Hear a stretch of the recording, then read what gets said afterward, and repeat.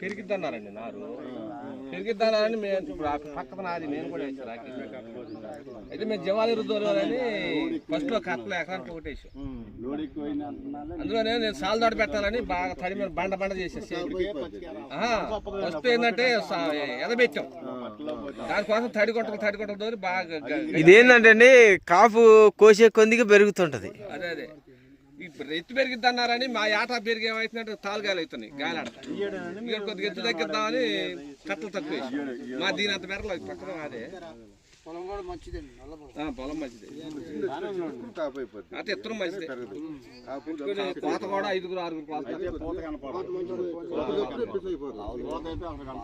కొన్ని ఏంటంటే మళ్ళీ తీయగాలి ఆ చెట్టు మీద బాకి కోతంటే కూడా పెద్ద ఘాట కోసిన కూడా చూసుకున్నాం. ఇప్పుడు కొన్ని ఏంటంటే తాళ్ళు విపరీతంగా అవుతున్నాయి కొన్ని చోట్ల.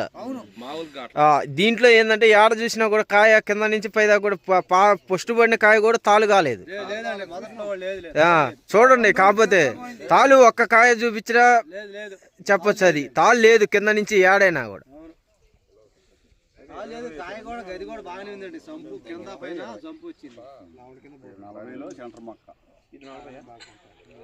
ఏడైనా ఏ చెట్టు అయినా 30-20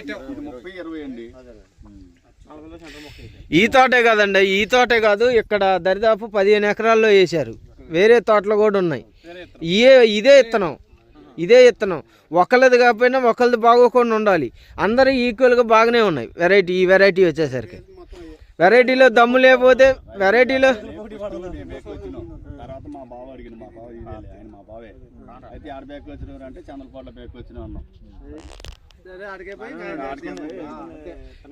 కిషోర్ గారి నర్సరీలో బెక్కొచ్చారు.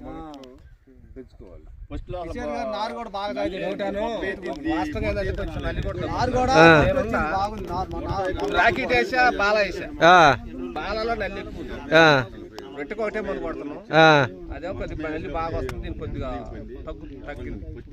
నల్లి లేకపోయినా కూడా నల్లి ఉన్నా కాస్తుంది. ఇగోండి ఆ తోటలన్నీ కూడా రాకెట్ వెరైటీ.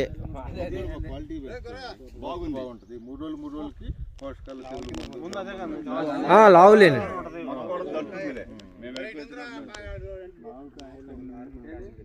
ఆవులు నాకు తెలిసి అయితే కొద్ది తింటానికి కూడా పోతాయి. అంత కారం పెద్దగా అంత మంట అని పెట్టారు. పచ్చిమిరకాయలు వాడుతున్నాగా బాగా మంట అయితే లేదు.